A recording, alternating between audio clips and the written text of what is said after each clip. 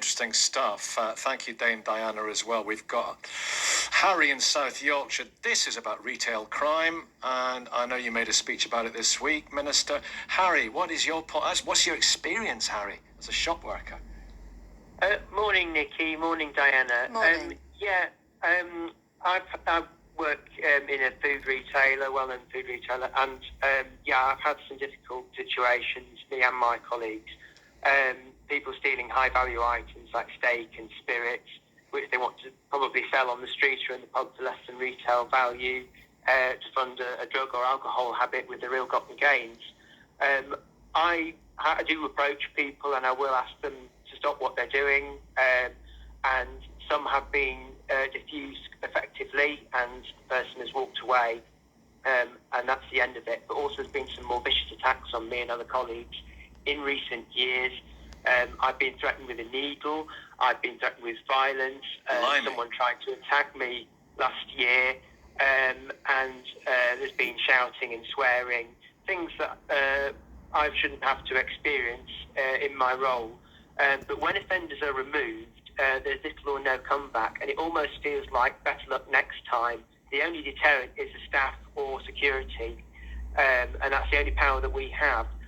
What I'd like to ask you, Diana, is the bill that's coming out, it's saying that there'll be the police responding to thefts with a value of under £200, which they're not doing currently. What more can the police do about shoplifting?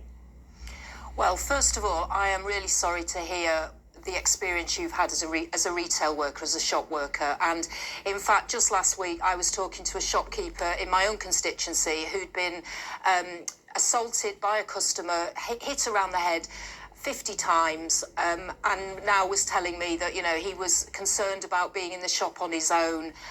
That is no way for people to be treated, and to go to work and to be in fear that you're going to be assaulted is just appalling. And we know how important through the COVID pandemic shop workers are, because they're the lifeblood of the community in keeping us all fed and watered and everything else. So the government has been really clear that we want to have that standalone offence around assaults on shop workers, giving it the serious attention it deserves. And you're right, the threshold of £200 in terms of not proceeding with a case if the goods stolen were under £200, we're getting rid of that as well. Now, that will put more pressure on the police, and that's one of the reasons in the previous call I was just talking about the additional police officers we want to see on the high street in the town centres to help tackle this scourge of shop theft and assaults on shop workers. So we've got a package of things we want to do.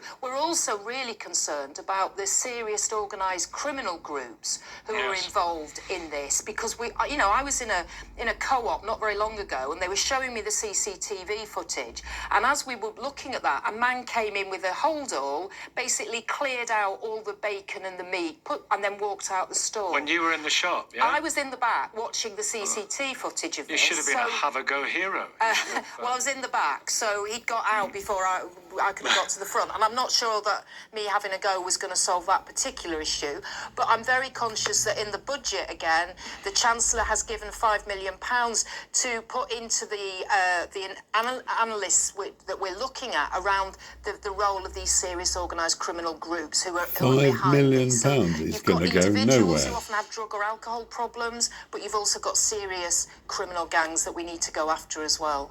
Okay, another call coming up. So people want me to ask you this because it's in the news at the moment, non-crime hate incidents. Is it a